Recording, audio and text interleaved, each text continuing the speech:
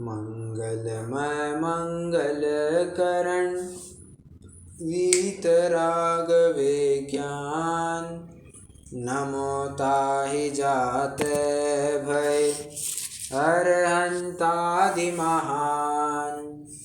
करि मंगल करि हो महा ग्रंथ करन को काज।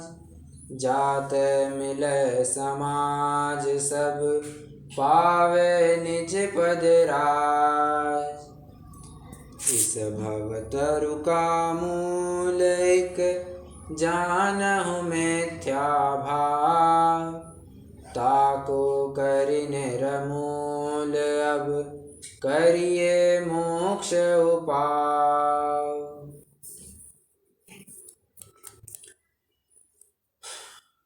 कल अपन ने कुल अपेक्षा धर्मधारक व्यवहाराभासी मिथ्या दृष्टि जीव की चर्चा पूर्ण की। आज हमें परीक्षा रहित आज्ञानुसारी धर्मधारक व्यवहाराभासी की चर्चा प्रारंभ करनी है। कल कुल अपेक्षा जो धर्मधारक व्यवहाराभासी था उसमें प्रमुख बिंदु तो कुछ इस प्रकार आए थे। पहला तो ये था कि कुल क्रम से ही कोई स्वयं को जैन माने, तो मतलब कुल क्रम से यदि स्वयं को जैनी माने, धर्मात्मा माने, तो सभी जन धर्मात्मा सिद्ध हो जाएंगे। फिर मुसलमान भी तो स्वयं को धर्मात्मा मानेगा, ईसाई भी स्वयं को धर्मात्मा मानेंगे, हिंदू प्रत्येक धर्म वाले स्वयं को धर्मात्मा ही मानेंगे। क्यों? कुल अनुक्रम तो सभी पालन करते ही करते हैं। बात एक। बात दो, अगर ये तर्क लगाएंगे कि कुल अनुसार सब चलता है तो लोक में भी न्याय नीति कैसे बैठेगी? कोई चोरी करता पकड़ा जाए और ये कहे कि ये तो हमारा पेशा ही है चोरी करना। ओहो, अरे सॉरी, मैं प्रकरण चालू कर चुका बट मेरा माइक ही ऑफ था। सॉरी, मेरा मंगलाचरण सब हो गया, हमें प्रकरण भी स्टार्ट कर दिया। चलो चलो चलो, मैं अभी सीधे प्रकरण में स्टार्ट करता हूँ। मैं फिर से दोहराता हूँ जितनी भी 1-2 मिनट बात की मैंने। तो कुल अपेक्षा धर्मधारक व्यवहाराभासी की अपनी चर्चा चल रही। कल चर्चा पूर्ण हुई जिसमें प्रमुख बिंदु इस प्रकार से आए थे। कुल अपेक्षा से ही अगर सभी जन स्वयं को धर्मात्मा माने तो क्या कहेंगे, मुसलमान, ईसाई आदि सभी जन धर्मात्मा सिद्ध होंगे। बात एक। लोक नीति नहीं बैठ पाएगी। कोई चोरी करता पकड़ा जाए और ये कहे कि ये तो हमारा, ये क्या कहना चाहिए, पेशा ही है, कुल का पेशा ही है कि चोरी करना, तो इस दलील पर उसको छोड़ तो नहीं दिया जाता, उसको तो दंड ही दिया जाता है। और ये तो फिर तीर्थंकर भगवान का शासन है, यहाँ पर कुलक्रम कैसे चलेगा? लोक में जब नहीं चलता तो यहाँ पर कैसे चलेगा? ठीक है, 2 तर्क हुए। तीसरा तर्क ये था, पिता पुत्र का एक तर्क दिया था। पिता पुत्र का बस एक तर्क दिया था, उसमें 2 और बिंदु बताए थे। पहला बिंदु ये था, पिता यदि दरिद्री हो तो पुत्र तो धनवान होने का उद्यम करता ही करता है, वहां तो कुलक्रम का विचार नहीं करता। बात एक। यदि पिता नरक में जाए तो स्वयं भी नरक में जाना चाहिए था कुलक्रम की अपेक्षा से, तू तो बराबर मोक्ष में जाने का उद्यम करता है। ये 2 बातें वहां पर बताई थी कि कुलक्रम से भी कुछ लेना देना नहीं होता है। फिर चौथा बिंदु देखा था कि वो प्रश्न पूछ रहा है कि परंपरा छोड़ देंगे तो नवीन मार्ग अंगीकार करना पड़ेगा। तू नवीन मार्ग की कैसे बात करता है? जो अनादिकाल से चला आ रहा मार्ग है तो उसको नवीन मार्ग कह ही कैसे सकता है? तो नवीन मार्ग कहलाया ही नहीं जा सकता। ठीक है। और 5वां बिंदु ये था, तो भले ही घर में जिनाज्ञा अनुसार ही सब पालन करते होंगे, मतलब जैसे तीर्थंकर भगवान ने कहा क्या कि 7 तत्व होते हैं, तो तुम्हारे घर में बराबर 7 तत्व मानते आ रहे हैं। देव शास्त्र गुरु का ये स्वरूप होता है तो तुम भी देव शास्त्र गुरु का, सच्चे देव शास्त्र गुरु का ही यथार्थ स्वरूप जान रहे हो। बराबर से ये लिखा आ रहा है कि तीर्थंकर भगवान ने बताया है कि फलानी चीज़ों को नहीं खाना चाहिए, फलानी चीज़ों को खाना चाहिए, श्रावकों के 6 आवश्यक होते हैं, उनको पालना चाहिए। तो बराबर से तुम भी पालते आ रहे हो।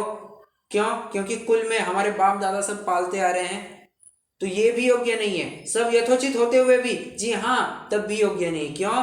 तुम कर तो रहे हो बट करने के पीछे का तुम्हारा क्या कहना चाहिए, तो कोरी क्रिया होकर के रह गई। उनके पीछे तुम्हारे कोई भाव तो है नहीं, बस बाप दादा कह रहे हैं तो कर रहे हैं। कल को चल करके यदि बाप दादा विपरीत प्रवर्तन करने लग जाए तो तू भी विपरीत प्रवर्तन करने लग जाएगा। ये ऐसी बात है। इसलिए कुल अनुक्रम से उसको फॉलो कर रहे हैं, उसको बिल्कुल भी गलत नहीं ठहरा रहे हैं। कुल अपेक्षा से तो उसको फॉलो कर रहा है ना, इसको हम गलत मान रहे हैं, तो उसको ये क्यों नहीं मानता कि ये परीक्षा करके भी योग्य माना जा सकता है? ऐसा क्यों नहीं विचार करता? तो परीक्षा भी तो कर सकता था। इस प्रकार एक बात कही, और लास्ट में थोड़ा एक हट करके एक चरणानियों का प्रकरण डाल दिया। हट करके तो नहीं कह सकते डायरेक्टली, वहां पर तो कंक्लूजन के रूप में ये बताया, तो कुल क्रम का तो चाहे जहाँ विचार नहीं करता और चाहे जहाँ विचार करते रहता है। विवाह आदि कुल संबंधी कार्यों में तो कुल क्रम का विचार करना, अन्य स्थानों पर कुल का कोई लेना देना नहीं है। ठीक है। हालांकि ये जो स्टेटमेंट है ना, ये स्टेटमेंट मैं कहूँगा कि इस स्टेटमेंट से सामाजिक स्तर पर बहुत अच्छा प्रभाव पड़ सकता है। कैसे, मैं आपको थोड़ा बताता हूँ।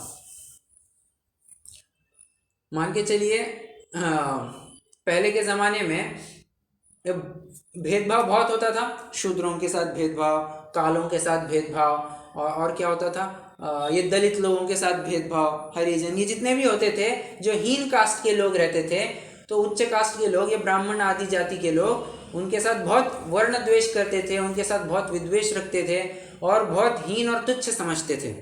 यहाँ तक कि कोई यदि शूद्र ब्राह्मणों की गली से गुजरता हुआ उसको गुजरना पड़े, तो पहले तो वो डंडा बजाएगा, किसी ने बाहर में कुछ रखा होगा तो पहले अंदर ले लिया जाएगा, और जैसे वो चल रहा है ना, तो चलते के साथ पीछे पीछे झाड़ता भी जाएगा, और गली में से निकलने के बाद पुनः आवाज़ देगा कि मेरा हो, आवाज़ देगा मतलब इशारा करेगा कि मेरा हो गया है। मतलब इतना स्ट्रिक्ट चलता था। ये तो कुछ नहीं है, और हद तो ऐसी हो जाती थी कि ये अगर कोई शूद्र वेद को सुनता पाया जाए तो उसको तो सीधा पकड़ लिया जाता था, उसको गरम पारा पिघला करके सीधे उसके कान में भर दिया जाता था और उसको बहरा बना दिया जाता था। मतलब विचार कीजिए, इतनी एट्रोसिटीज़ होती थी पहले। इस स्टेटमेंट से सामाजिक स्तर पर उन्नति कैसे आ सकती है? अरे तू क्यों इतना ये धर्म कोई तुम्हारी पैतृक संपत्ति नहीं है, तो इसको अपना कुलवंश का अधिकार मत समझ। क्यों? क्योंकि जिनेंद्र भगवान का शासन है, यहाँ पर कुल क्रम नहीं चलता, तो यहाँ पर तो जो वस्तु स्वरूप का निर्णय करेगा वही सुखी होगा, जो वस्तु स्वरूप का निर्णय नहीं करेगा वो दुखी होगा। ये सीधा सा लॉजिक है। तो कोई शूद्र चांडाल भी अगर वस्तु स्वरूप का निर्णय करता है, वो भी सम्यक्त्व का अधिकारी है। याद करना, आचार्य समंतभद्र ने भी मातंग कह करके दो दो बार मातंग को याद किया। मतलब कहने की बात इतनी है कि संभव है ना, कुल क्रम का विचार मत करो। पहले तो ये भी होता था, मंदिर में आ नहीं सकते, हल्की जात का लोग आदमी होगा तो अपने मंदिर में कैसे प्रवेश करेगा? नहीं कर सकता। क्यों विचार करते हो कुल क्रम का? अरे ये तो भगवान का दरबार है। समवसरण में कभी देखा है कि ये दलित और हीन लोगों को एंट्री नहीं मिलती है? सबके लिए एंट्री होती है, जो चाहे। कंडीशन बस इतनी है कि तुम रुचिवंत होने चाहिए, भव्य होने चाहिए, तुमको अपने आप एंट्री मिल जाएगी। अन्यथा तो वैसे ही एंट्री मिलने वाली नहीं है। तो समवसरण में एंट्री मिल जाएगी, तो कोई वहाँ पर रेस्ट्रिक्शन नहीं होता है, बराबर है ना? तो यहाँ पर तू रेस्ट्रिक्शन कैसे लगाता है? ये तो कोई तुम्हारा अधिकार है नहीं, ये तो चाहे ये मानवीय अधिकार है, जिसको जो धर्मयुक्त लगे वो कर सकता है। हाँ, गलत सही इसका निर्णय बाद में किया जाएगा, परंतु ये एक प्रकार से संवैधानिक सबको ताकत दी गई है, एक अधिकार है कि right to preach and practise the religion you wish. तुमको जो धर्म चाहिए तुम वो कर सकते हो, तो ये कोई अड़ंगा नहीं है। यहाँ पर भी ऐसे समझ सकते हैं, और इसका फायदा ईसाइयों ने बहुत उठाया। वे देखो मुख्य अंतर क्या है मुस्लिम समाज में और ईसाई समाज में? दोनों समाज आज बहुत तेज बढ़ रहे हैं, मतलब हद नहीं उसकी। आप थोड़ा सा साउथ साइड में जाएंगे, जैसे केरला वगैरह हो गया, तो केरला साइड में तो हद नहीं, इतने ईसाई लोग हो गए हैं, हद नहीं।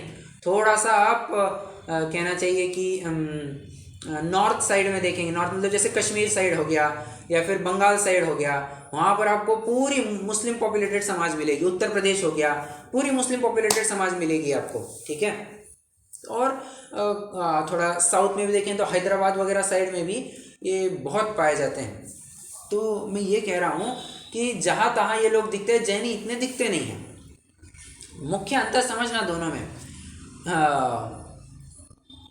मुस्लिम समाज की एक रीति नीति रही है पहले से ही कि मुगलों के शासन से ये बात चली आई है कि एक हाथ में तलवार और एक हाथ में कुरान, एक हाथ में तलवार और एक हाथ में कुरान।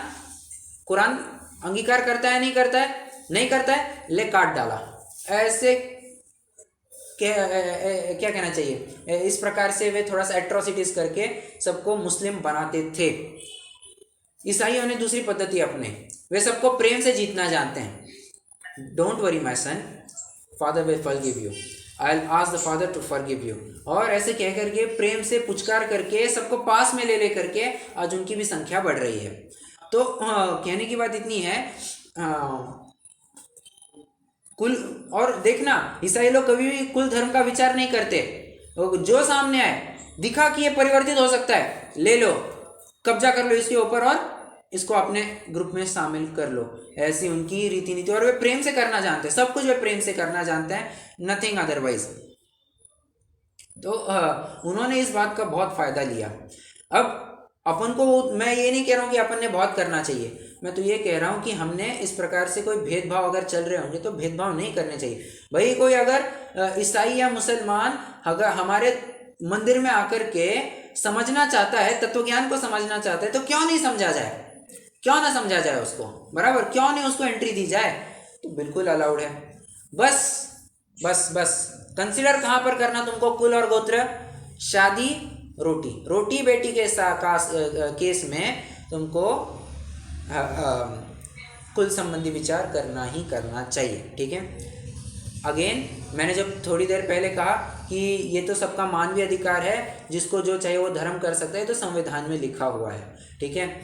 और जिसको जो उचित लगे वो वैसा करता है। सही गलत का निर्णय बाद में, ठीक है, सही कौन गलत कौन, ये कितना सही है, कितना युक्त है, कितना अयुक्त है, ये बाद में विचारा जाता है। बट एक जनरलाइज टर्म्स में बात कर रहा हूँ मैं कि ये कोई रोक नहीं सकता आज किसी को।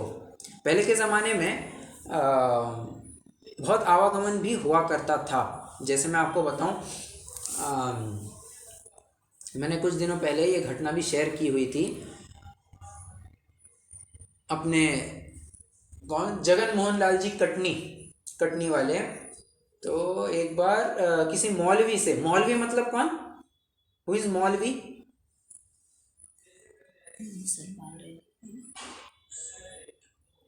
मौलवी कौन होते हैं,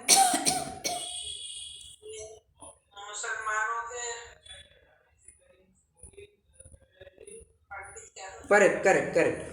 जैसे अपने यहाँ पर विद्वान पंडित होते हैं, वैसे उनके यहाँ पर मौलवी की पदवी दी जाती है, ठीक है। अलिम कहो, कोई मौलवी कहते हैं जो कहना चाहे, या फिर ईसाइयों में जैसे प्रीस्ट आदि कहा जाता है, उस प्रकार से समझ सकते हैं, ठीक है। तो एक मौलवी इनसे मिले, अपने जगन मोहन लाल जी से, बहुत बड़े विद्वान होकर के गए हैं। तो उन्होंने कहा कि ये कितनी सही बात है कि आप तो हमारे मस्जिद में कभी आते नहीं, तो हम आपके जैन मंदिर में कैसे आ सकते हैं कभी। ऐसा उन मौलवी ने एक क्या कहना चाहिए, एक खंत उसको क्या कहते हैं, उसको प्रॉपर वर्ड नहीं याद आ रहा मुझे, एक अपना अभिप्राय व्यक्त किया, एक दुखद अभिप्राय अपना व्यक्त किया कि ऐसा कैसे, आप तो हमारे मस्जिद में कभी आते नहीं हैं। शिकायत तो नहीं कह सकते, तो खैर जो कुछ भी हो, जानते हैं अगले ही दिन जगन मोहन लाल जी, ये पंडित जी, अपने 400 जैन भाइयों को लेकर के मस्जिद में गए, और वहाँ पर उनका बाकायदा प्रवचन हुआ, और उन्होंने वहाँ पर यशोधर मुनिराज की कथा सुनाई। और समस्त वहाँ पर सारे वो मौलवी भी बैठे हुए थे, वहाँ पर समस्त मुस्लिम समाज के लोग बैठे हुए थे, अपने जैनी के 400 भाई वहाँ पर थे उस मस्जिद में। समझना, मस्जिद में अपने पंडित जी ने जाकर के वहाँ पर प्रवचन किया, यशोधर मुनिराज की कहानी सुनाई और इतने प्रभावित हुए वे, उन्होंने कहा कि वास्तव में ये तारीफ़ है, काबिल तारीफ़ है, इसकी जितनी तारीफ़ की जाए उतनी कम है। और मौलवी भी बहुत प्रभावित हुए, तब बहुत प्रभावित हुए थे। आज अगर वैसा करने जाएंगे तो क्या है, कट्टरवाद बहुत बढ़ गया है, इतनी चरम सीमा पर आ गया है कट्टरवाद, कोई थोड़ा कुछ कहे इतना तनाव युक्त वातावरण हो जाता है। बीच में हुआ था ना, उत्तर प्रदेश के कुछ 4-5 मंदिरों की दीवारों पर वो लिखा पाया गया, आई लव मोहम्मद, इस प्रकार का कुछ कंटेंट लिखा हुआ पाया गया। और उसको लेकर के इतनी तनावपूर्ण स्थिति हो गई थी, पूरा पुलिस का बंदोबस्त तैनात करना पड़ा था वहाँ पर। तो और आजू बाजू में क्या चल ही रहा है, दिल्ली में जो हुआ, ये सब क्या है, एक प्रकार से कट्टरतावाद बहुत अपनी चरम सीमा पर पहुँच रही है। कहते हैं कि कभी भी हिंदू और मुस्लिमों में कभी भी ये दंगल भी हो सकती है, कभी भी हो सकती है, कुछ कह नहीं सकते। मतलब रोष, सामाजिक रोष इतना बढ़ गया है कि क्या कहें। खैर, अपना तो प्रकरण है भी नहीं। मैंने तो ये पंक्ति किस उद्देश्य से सुनाई आपको समझ में आ गया होगा। और अरे मैंने लगभग 15 मिनट उसी के ऊपर चर्चा की। चलो कोई दिक्कत नहीं, ये चर्चा करनी आवश्यक भी थी। अब अपन नवीन प्रकरण प्रारंभ करते हैं। परीक्षा रहित आज्ञानुसारी धर्मधारक व्यवहाराभासी। अभी तक क्या चल रहा था, माता पिता करते आ रहे हैं तो मैं कर रहा हूं, बाप दादा करते आ रहे हैं बस तो मुझे भी करना चाहिए। परीक्षा रहित आज्ञानुसारी, आज्ञानुसारी ये जीव कैसा है, माता पिता भी अगर आलू प्याज खाते होते तो हम तो नहीं खाते। क्यों? क्योंकि जिनवाणी माता ने सख्त मना किया हुआ है। जिनवाणी माँ हमें इसको अलाउ नहीं करती है, तीर्थंकर परमात्मा हमें से अलाउ नहीं करते हैं। ये दलील देकर के वो क्रियाओं में प्रवृत्ति करता है कि ऐसा नहीं होता है, ये जैनी तो ऐसा नहीं करता, जैनी तो ऐसा नहीं करता। क्यों? ग्रंथों में ऐसा लिखा है, ग्रंथों में ऐसा लिखा है, वो ऐसा कह रहा है। पंडित साहब इसको भी आड़े हाथ ले रहे हैं, कह रहे हैं तूने तो परीक्षा किसी कथन की ही नहीं। तू अगर परीक्षा करके इन क्रियाओं में प्रवर्तता, फिर से तू यदि परीक्षा करके इन क्रियाओं में प्रवृत्ति करता तब तो बात ही कुछ अलग थी ना। तू तो बस देखम देखी बाबा वाक्यम प्रमाणम कह करके बस चालू हो गया। वैसा नहीं था, वैसा नहीं चाहिए। डॉक्टर साहब आपका माइक चालू है।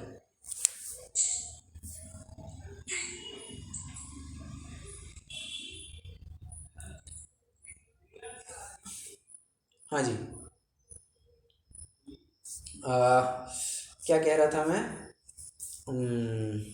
हाँ, ये जिनवाणी में ऐसा लिखा गया है इसलिए वो ये सब फॉलो कर रहा है, परीक्षा करके बिल्कुल भी नहीं करता। एंड देयरफॉर द नेम परीक्षा रहित आज्ञानुसारी धर्मधारक व्यवहार, धर्म को धारण करता है कैसे? आज्ञा को फॉलो करते हुए, बट परीक्षा बिना परीक्षा किए। किसी ने कहा है करो तो करो, वो है ना मुन्ना भाई में डायलॉग है ना, भाई ने बोला करने का तो करने का, भाई ने बोला बापूजी दिखते तो दिखते, बस वो इसी प्रकार की प्रवृत्ति वाला आदमी है। भाई ने बोला करने का तो करने का, वैसा है इसका। ठीक है, जिनवाणी में लिखा है ना बस करने का, अब उसके ऊपर कुछ सोचना नहीं, कुछ नहीं सोचना, वो ऐसी प्रवृत्ति वाला है। पंडित साहब कहते हैं परीक्षा करना तो बहुत आवश्यक है। आगे चल करके पंडित साहब अष्टसहस्त्री का भी दाखला देंगे और कहेंगे वहाँ पर तो आज्ञा प्रधानी से परीक्षा प्रधानी उत्तम या श्रेष्ठ बताया है। स्वयं आगे लिखेंगे, 1-2 पेज में ही लिख लेंगे। मतलब परीक्षा किए बिना बिन जाने तय दोष गुणन को कैसे तजिए गई है। परीक्षा करनी तो आवश्यक है। मुझे बताइए, सिंपल सी बात है, 2 रुपए की भी कोई हांडी लेता है तो ठोक बजा करके लेता है। 2 रुपए की भी कोई हांडी लेता है तो ये कौन लिखता है, शायद सदाशिव दास जी ने लिखा है, if I am not wrong. Sadashiv Das ji लिखते हैं तत्वार सूत्र की वचनिका में, अरे तत्वार सूत्र कहाँ से आ गया, रत्नगण श्रावकाचार्य की वचनिका में, कि तू 2 पैसे की हांडी भी अगर खरीदने जाता है बाजार से तो ठोक बजा करके लेता है। यहाँ पर तो तेरे जन्म जन्मांतर का प्रश्न है। यदि तू सच्चे देव शास्त्र गुरु के ऊपर भरोसा नहीं करेगा तो भव रुलता रहेगा। तो तू विचार कर, देव शास्त्र गुरु की भी परीक्षा किए बिना तू उनके ऊपर श्रद्धा कैसे कर सकता है? परीक्षा करनी तो परम आवश्यक है। बराबर, इसलिए परीक्षा करना बहुत बहुत ज़रूरी है। अरे बताइए, शादी करनी है, हाँ ये लड़की दिख रही है, कोई किसी, या ये लड़का दिख रहा है, किसी भी राह चलते लड़का लड़की को उठा करके शादी नहीं की जाती है। कोई उसका कुल खानदान देखा जाता है, उसकी परीक्षा की जाती है। लड़का होनहार है, लड़की शीलवान है, लड़की बराबर से क्या कहना चाहिए, सुज्ञ है, विज्ञ है, विवेकी है, लड़का भी बराबर से विवेकी है, धर्मप्रिय है, लड़की भी धर्मप्रिय है। ये सब बातें देखी जाती है और तब जा करके नक्की किया जाता है। बराबर है, कोई ऐसे देखम देखी, हाँ चलो अच्छी दिख रही है कर लो, या फिर ये चलो ऐसा है, ऐसा नहीं। परीक्षा करके निर्णय लेना। हम बाजार से कोई वस्तु भी खरीदने जाते हैं तो परीक्षा करते हैं, कोई दिखाई दे रही, अच्छी दिखाई दे रही है उसलिए उठा करके लाए, या फिर किसी ने कहा है कि इसी को करना, इसी वस्तु को उठा करके ले आना, इस बलबूते पर कर रहे हो, ये तो नहीं था। समझ में आ रहा है? परीक्षा करनी तो आवश्यक ही आवश्यक है। यदि बिना परीक्षा किए ही बस ग्रंथ में लिखा है उस आधार पर तुम मानते हो, तो ऐसा तो सभी धर्म वाले कहते हैं, सभी मत वाले कहते हैं कि हमारे ग्रंथों में ऐसा लिखा है। तो इस प्रकार से तो बात को पूरा कीजिए। इस न्याय से सभी धर्मात्मा सिद्ध हो जाएंगे। सभी दावा कर रहे हैं ना कि हमारे ग्रंथ में ये लिखा है, हमारे ग्रंथ में ये लिखा है। बराबर। चलिए, एक दो पैराग्राफ अपन यहाँ से पढ़ते हैं। ये पॉइंट नंबर 1 था, ये पॉइंट नंबर 1 था, जनरल पॉइंट कह सकते हैं आप इसको। यदि ग्रंथों के आधार से ही आज्ञा मानी जाए बिना परीक्षा किए हुए, तो अन्य धर्म भी, अन्य जीव भी धर्मात्मा सिद्ध होंगे। हाँ जी, पढ़िए।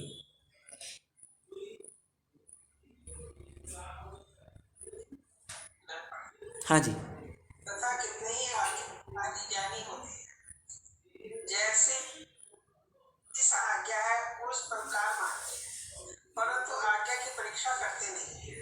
यदि आज्ञा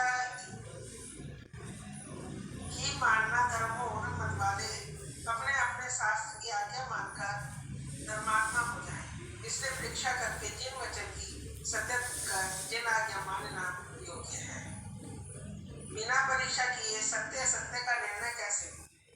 और बिना निर्णय किए जिस प्रकार अन्यमति अपने शास्त्रों की आज्ञा मानते हैं, उसी प्रकार इसने जैन शास्त्रों की आज्ञा मानी।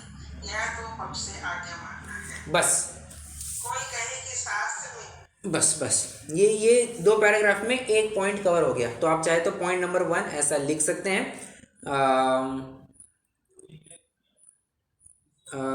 अब अंडरलाइन कीजिए।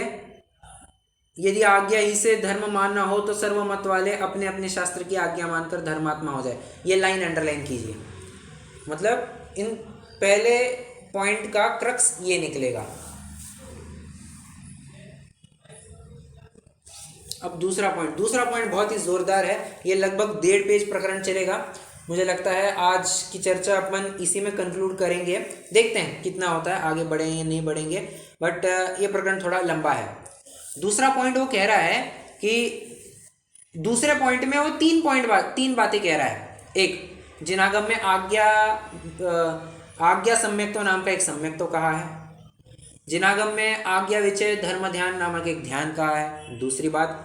और निशंकित नामक सम्यक दर्शन का एक अंग भी बताया है। निशंकित नामक सम्यक दर्शन का एक अंग भी बताया है। 3।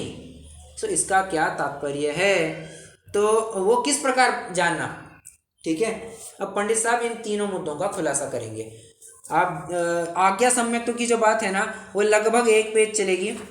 आज्ञा विचय धर्म ध्यान की बात लगभग एक पैराग्राफ के आसपास चलेगी। और निशंकित की जो बात है वो एक पैराग्राफ में चर्चा करने वाले हैं। सो लगभग ये 1.5-2 पेज का प्रकरण है। हाँ, अब देखिए मैं थोड़ा आपको बताता हूँ।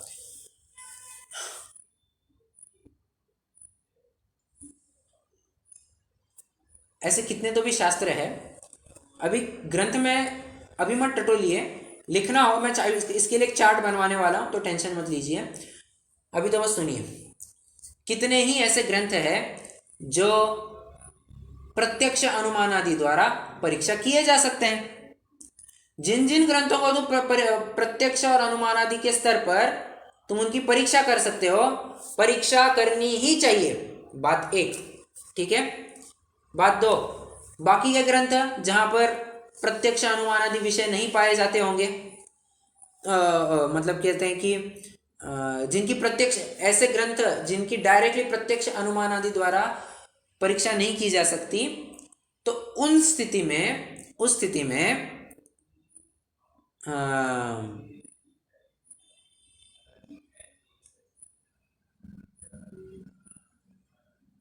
एक ही मिनट बस, एक मिनट।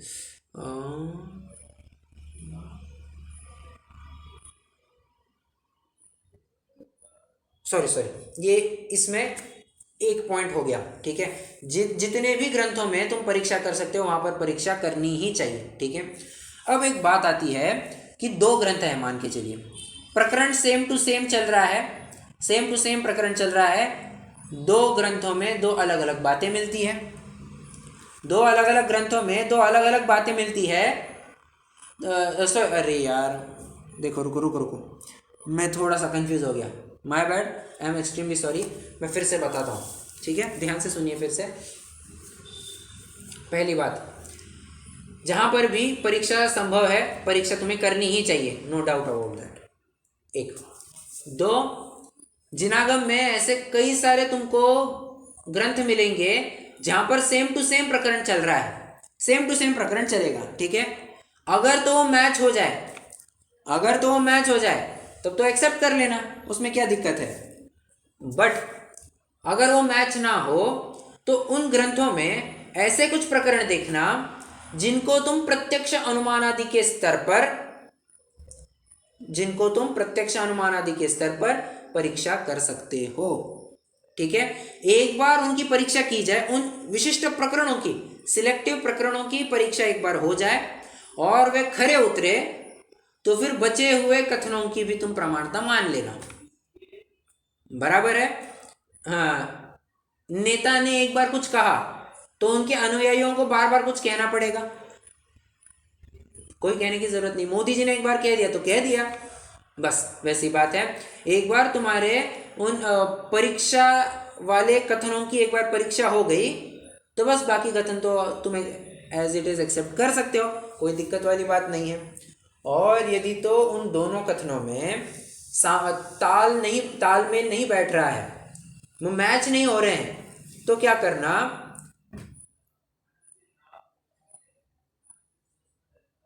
वही बात कही ना मैंने, अगर मैच नहीं करते हैं तो उनमें से प्रत्यक्ष अनुमान वाले कुछ टॉपिक्स लेना, उनकी परीक्षा करना, और फिर बचे हुए कथनों के ऊपर भी तुम उसका एनालिसिस लगा लेना। चलो मैं काम करता हूँ, मैं आपको पहले एक चार्ट ही बनवा देता हूँ। लिखिए,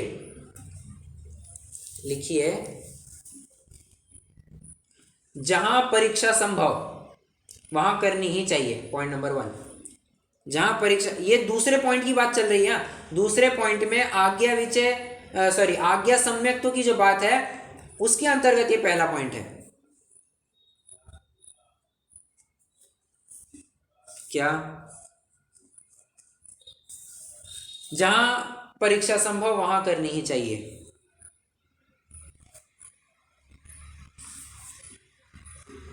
पॉइंट नंबर 1 हो गया। पॉइंट नंबर 2, बीचों बीच ऐसा लिखिए, दो अलग ग्रंथों में समान प्रकरण, दो अलग ग्रंथों में समान प्रकरण,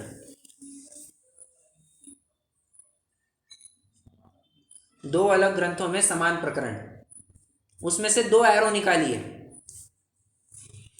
उसमें से दो एरो निकालिए। एक मैच हो गया, मैच भी इंग्लिश में लिखना, मैच हो गया, MATCH।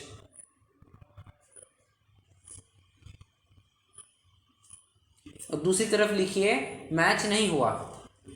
मैच नहीं हुआ मतलब ये क्रिकेट के मैच की बात नहीं चल रही है, वो दो ग्रंथों में जो प्रकरण आए थे ना, सेम प्रकरण था, तो उसके कथन पद्धति में मैच नहीं हो रहा है, ऐसा। आपने जहां पर लिखा है ना कि मैच हो गया, तो वहां पर नीचे लिखिए उनकी परीक्षा करने का प्रयोजन नहीं। उनकी परीक्षा करने का प्रयोजन नहीं।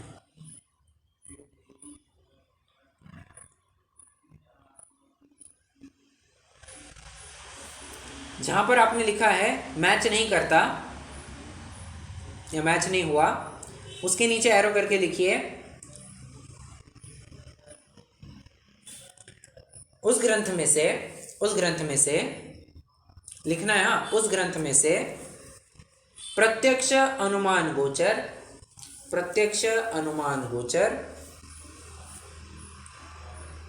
प्रकरणों को चुनना।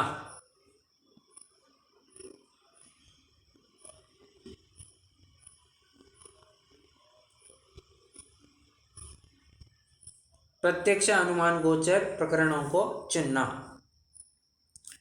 उसके नीचे एरो करके लिखिए उनकी परीक्षा करना। ठीक है, अब परीक्षा करना लिखा, उसमें से दो ब्रांचेस निकालिए।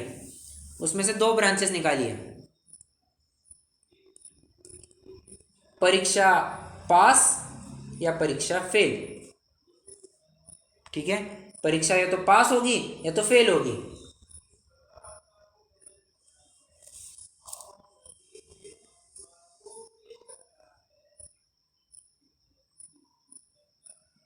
यदि वो परीक्षा पास हो जाए, कौन सी परीक्षा, फिर से ये स्कूल परीक्षा नहीं चल रही है, यहाँ पर जो प्रत्यक्ष अनुमान गोचर प्रकरणों की परीक्षा की बात चल रही है। ठीक है, तो उनकी परीक्षा एक बार सत्य हो जाए तो नीचे लिखिए शेष कथन भी योग्य मान लेना, शेष कथन भी प्रामाणिक मान लेना।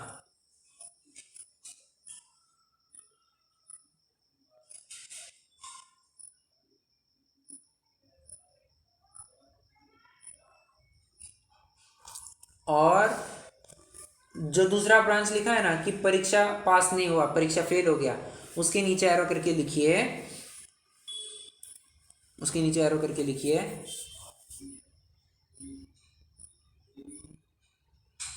यहां पर क्या लिखा था अपन ने,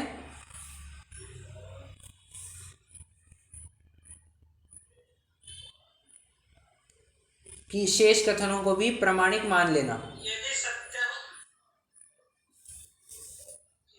बराबर, यहां पर लिखेंगे पूर्ण ग्रंथ को ही अप्रामाणिक मान लेना। क्यों? एक कण के ऊपर से हमने पूरे पॉपुलेशन की जांच कर ली।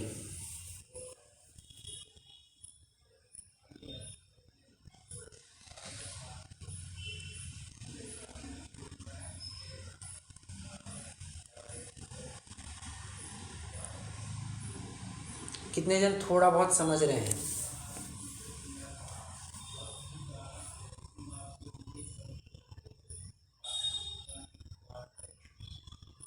क्या बात है, सभी जन बहुत शांत है। कल तो एकदम इतने एक्टिव थे सारे के सारे, आज एकदम शांत है सभी जन। ठंड लग रही है क्या सबको?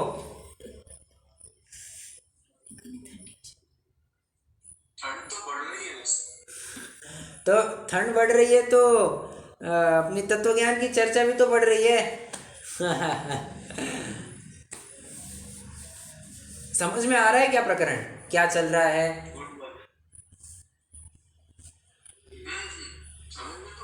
Okay, good, then that's not an issue. बाकी जनों को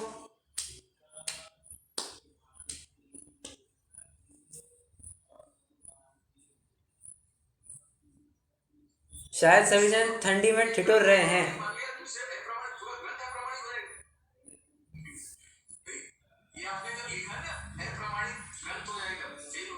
हाँ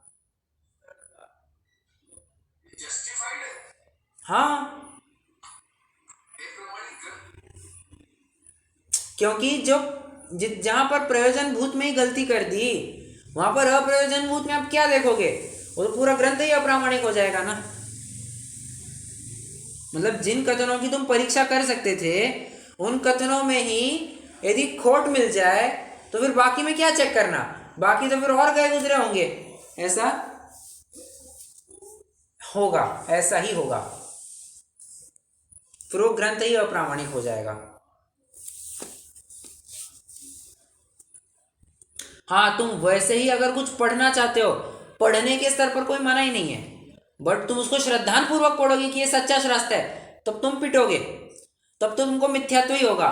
कोरा पढ़ने से कोई दिक्कत नहीं है, पढ़ने मात्र के लिए कोई दिक्कत नहीं है, ठीक है। तुम श्रद्धापूर्वक पढ़ोगे कि ये जिन सच्चा शास्त्र है, जिनेंद्र भगवान का शास्त्र है, तो दिक्कत होगी। सॉरी।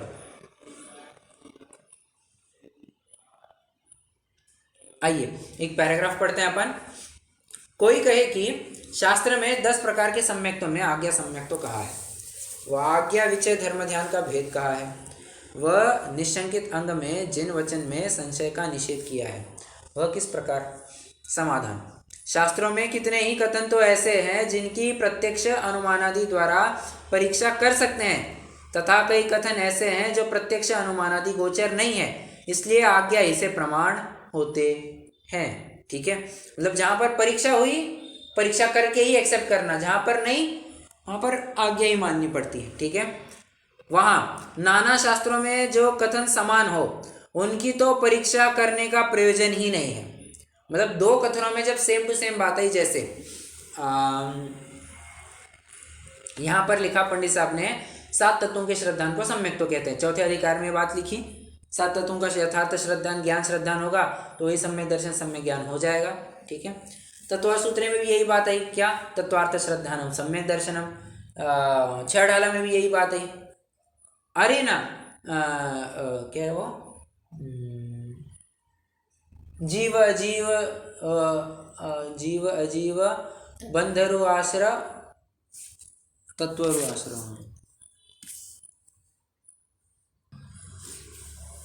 क्या बात कर रहा था मैं, जीव अजीव तत्वरु आश्रव बंधरु संवर जानो, निर्जर मोक्ष कहे जिन तिन को ज्यों का त्यों सरधानो, है सोई समकित व्यवहारी।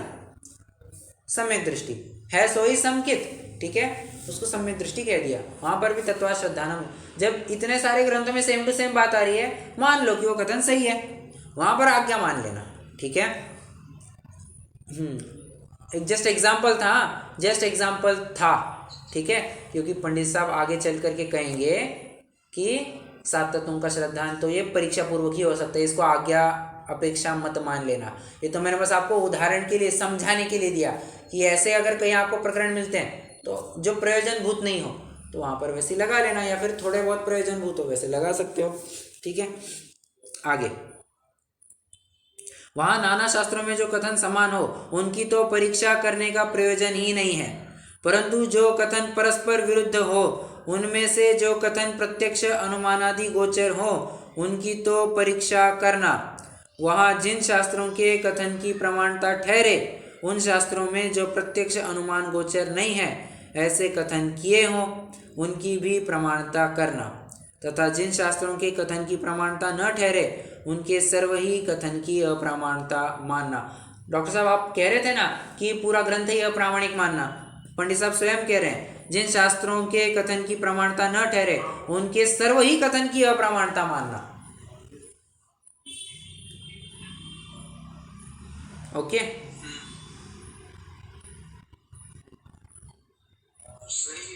ओके, चलो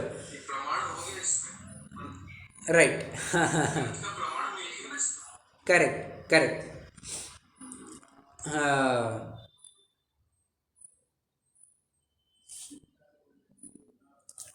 सामने वाला एक प्रश्न कर रहा है, ऐसा कैसे कह रहे हैं, दो ग्रंथों में सेम प्रकरण के लिए अलग अलग बातें आ रही है। जैसे जैसे कोई कहता है कि क्या है वो,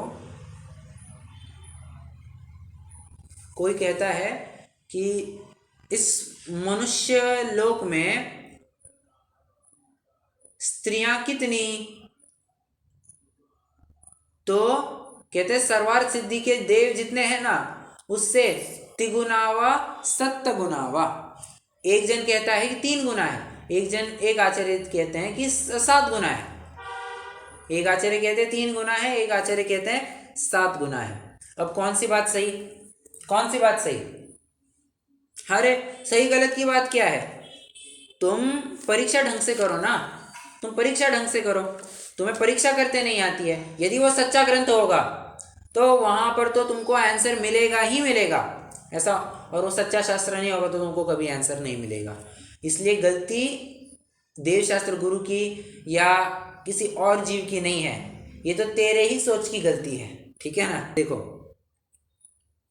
यहाँ कोई कहे कि परीक्षा करने पर कोई कथन किसी शास्त्र में प्रमाण भाषित हो तथा कोई कथन किसी शास्त्र में प्रमाण भाषित हो, तब क्या करें? मतलब किसी ग्रंथ में कोई कथन प्रामाणिक लगता है, किसी ग्रंथ में कोई प्रकरण प्रामाणिक लगता है, वही प्रकरण, तब क्या करें? जो आप्त भाषित शास्त्र हैं उनमें कोई भी कथन प्रमाण विरुद्ध नहीं होते, क्योंकि या तो जानपना ही न हो अथवा राग द्वेष हो, तब असत्य कहे सो आप्त ऐसे होते नहीं। तूने परीक्षा भली प्रकार नहीं की इसलिए भ्रम है। आ गई ना बात? तूने ही ढंग से परीक्षा नहीं की है, ऐसा हो ही नहीं सकता। मेरे माल में कभी भी खोट नहीं आ सकती, ये तो तुमने ढंग से प्रयोग नहीं किया है इसलिए दिक्कत हुई है।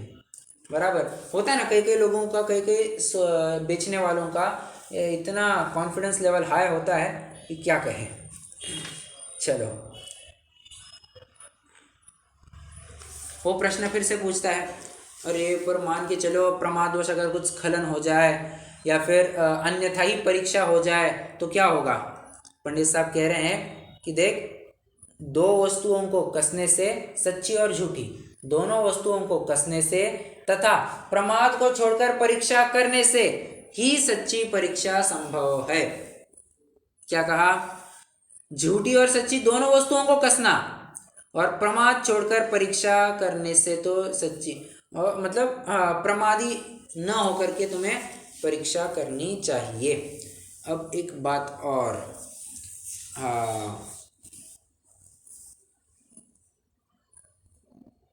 कहाँ गया? हाँ, कसना। जानते हैं सोने को पत्थर पर कसा जाता है कि ये कितना प्योर है। सोने को पत्थर पर कसा जाता है, ठीक है, और कसने पर क्या होता है? मैं समझता हूँ सभी जन सुनार के पास तो गए ही होंगे। कसने पर क्या पता चलता है?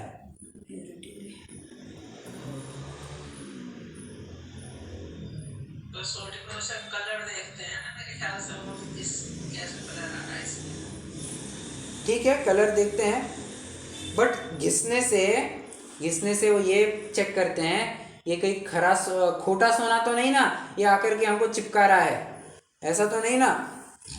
बस ये विचार कर करके ही कलर से ही पता चलता है ना खाना है या खोटा है। अब कई कई लोगों की वो परख होती है, बट ज़रूरी नहीं कि कलर हमेशा आपको थोड़ा भी अलग मिले तो गलत ही होगा, क्योंकि आजकल आप देखेंगे थोड़ा सफ़ेद सोना भी आने लग गया है जिसमें पीलापन कम होता है और सफ़ेदपना ज़्यादा। तो अपन डायरेक्टली ऐसा कंक्लूड नहीं कर सकते हैं कि वही कारण होगा, बट कसने पर तो 100% हमको समझ में आ ही जाता है कि ये सच्चा सोना है या झूठा सोना है।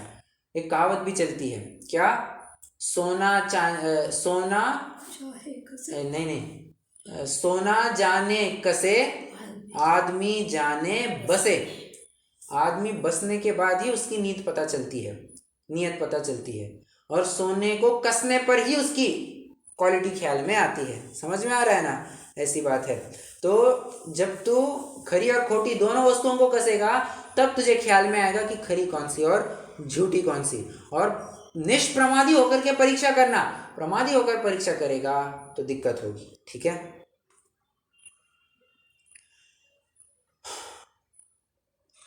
उसको अभी तक रहा नहीं जा रहा है, शंकाकार को अभी तक रहा नहीं जा रहा है। वो कह रहा है कि पर इतने सारे ग्रंथ है, इतने सारे कथन है, परीक्षा करना किन किन की?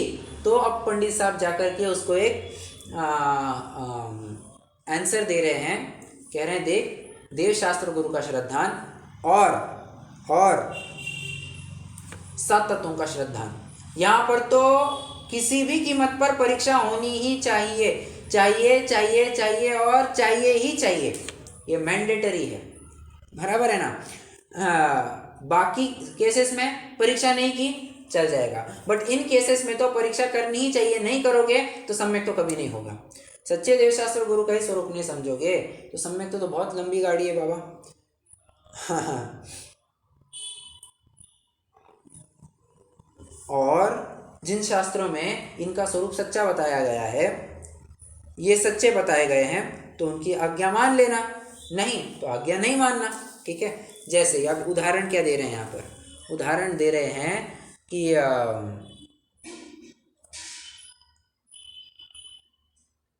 लोक में कोई अगर प्रयोजनभूत कार्य के लिए झूठ ना बोले तो अप्रयोजनभूत कार्य के लिए झूठ बोलेगा क्या?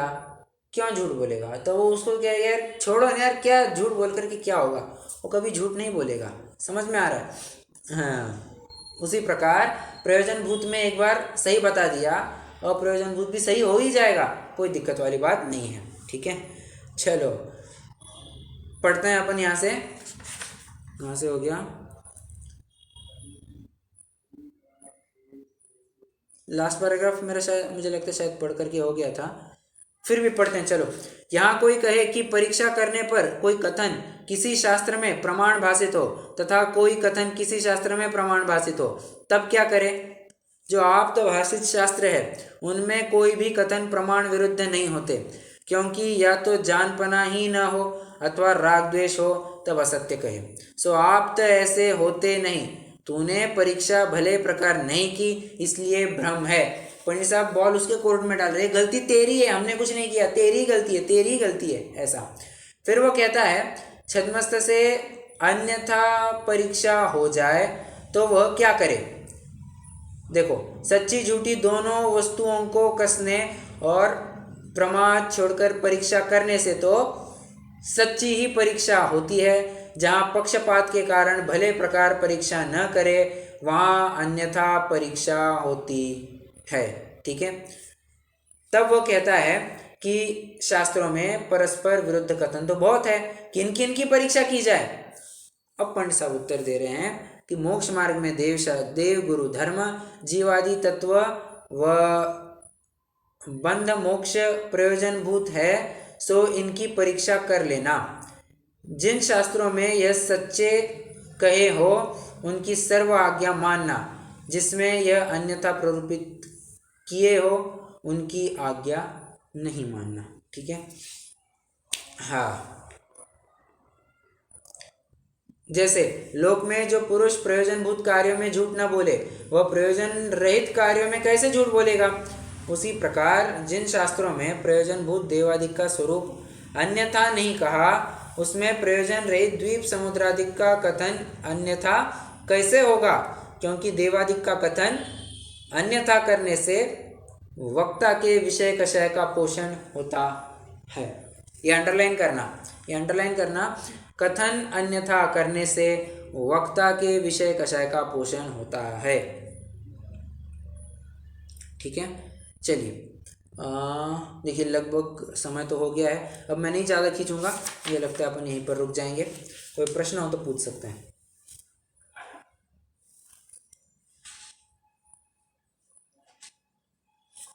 नहीं है? चलिए रुकते हैं। जिन्होंने स्तुति